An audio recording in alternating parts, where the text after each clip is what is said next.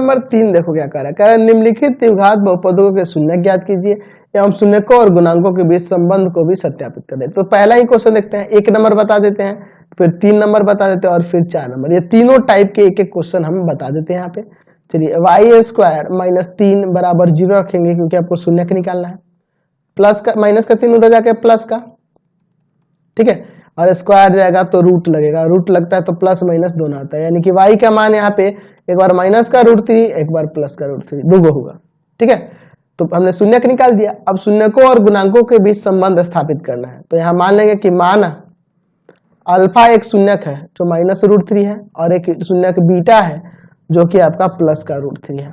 और यहाँ देखो वाई स्क्वायर के साथ जो गुना में होगा वह a हो जाएगा, ठीक है, और y के साथ जो होगा वो b हो जाएगा। तो b तो है ही नहीं, 0, y है नहीं ना 0, और c का मान जो होगा माइनस का 3, समझ गए ना।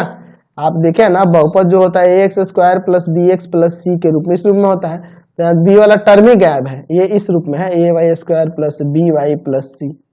अरे चर अलग है, x था यहाँ y आ गया, तो a की जगह यहाँ पे देखो यहाँ कुछ नहीं है तो यहाँ 1 है, b की जगह b है ही नहीं, b वाला टर्म तो है ही नहीं, y कहाँ है तो 0 हो जाएगा और ये c कांस्टेंट जो है c हो जाएगा।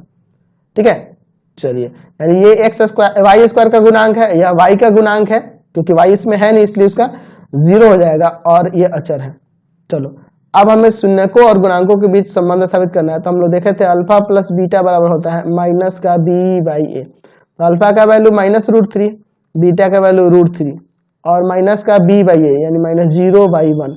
तो देखो माइनस √3 प्लस √3 कट जाएगा ना, आपका 0 आ जाएगा और इधर भी 0, ये बराबर हो गया, वेरीफाइड हो गया।